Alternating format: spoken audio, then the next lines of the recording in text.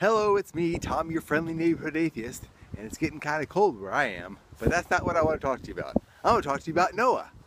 All you Christians, all you people who believe the story of Noah is true, how do you tell your children the story of Noah? Now, the story of Noah is kind of how I got out of religion. It was in Sunday school that we were talking about Noah and the animals and being on the ark, and I was like, yeah, that doesn't make sense to me. I've been to a zoo that had a couple hundred animals, and zoos are huge. I mean, if you've been to Brookfield Zoo, it's on acres, and they got a couple hundred animals, not two of every animal on the planet. So I was already pretty, I was not convinced. I wasn't remotely convinced. I thought it was bullshit. I called bullshit on it, and I was basically asked to leave. So that was my introduction to how religion relates to the story of Noah. It was in my children's Bible stories, and it just struck me as a story, but when they started telling me it was true, I called bullshit, and they said, you're not welcome here anymore. So, all you Christians and other people who believe that the story of Noah is true, how do you tell the story? Because I haven't even got into the fact that, well, one, it rained for 40 days and 40 nights. Where did all this rain come from? Now, if you ask someone like Ken Hovind, he thinks there's a bubble of water that was above the earth that, I don't know what he thinks, that it slowly rained down this bubble of water until all the water that was in the air was now on the ground. Is that what and then, of course, where did the water go to? But it rained for 40 days and 40 nights. That's a long time. But they were on the ark for a year. So the entire surface of the earth was submerged. So everything was dead, and except for what was on the boat. And everything was dead. God got pissed off that the people he created weren't doing whatever the hell he thought the people should be doing. So he killed everybody. He didn't just say, poof, you're gone. He drowned them. Now, if you've ever been swimming and found yourself in kind of a drowning situation, it's horrific. It is a horrific experience to drown, even to partially drown, even to have somebody get behind you and dunk you unexpectedly. It's horrifying experience. And that's what God did to the entire population of the earth. Not just the people, but the animals and baby, just everything. He drowned them.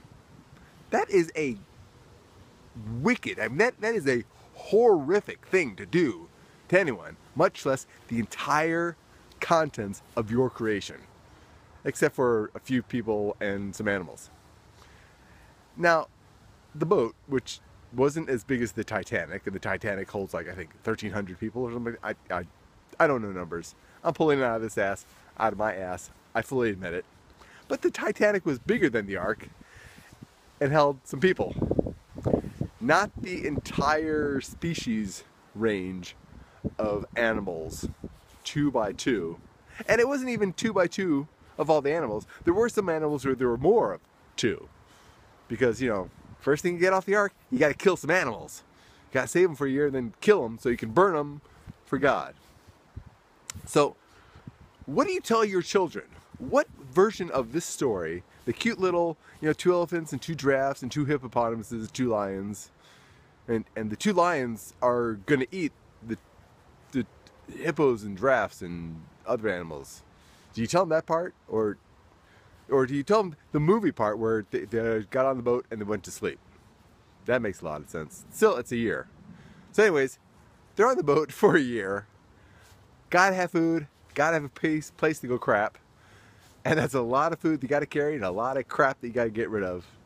And I guess if they're all asleep, that'll work. But still, it's all magic. To fit them all on there, it's magic. To have them survive, it's magic. To get them to the ark, that's magic. To cover the earth with water, that's magic. There's no part of this that isn't magic. There's no part of this that does not defy rational thought, that does not defy the laws of physics as we understand them, that does not make sense. There's not a bit of the story that makes any sense. So what do you tell your children? And what do you do when your children inevitably question you? Like, how'd they get all those animals? Do you not take them to the zoo? Have they never seen a zoo? Because zoos are big places, and there's not that many animals comparative to, you know, what is on the earth. And they built all those on a relatively small boat for a year. That's what the Bible teaches. Doesn't matter where the water came from. Doesn't matter that God horribly drowned the entire population of the earth because he was a little pissy about it. And this is the all-loving God, except for when he kills everybody. So, what do you tell your children when you talk about the story of Noah? What version, what details do you leave out? Because you have to leave out a lot of details. Because kids today, they're pretty smart. And you tell them that bullshit story, you gotta feed it into them in such a way that they're gonna believe it. Because if you give them the straight out story as is written in the Bible, I can't imagine too many kids aren't just gonna look at you like, are you retarded? All the animals on earth on a boat for a year? That's nuts. That was me as a child. That was 40 plus years ago. So what do you tell your children now? Anyways, I'm Tom, your friendly neighborhood atheist, and keep warm.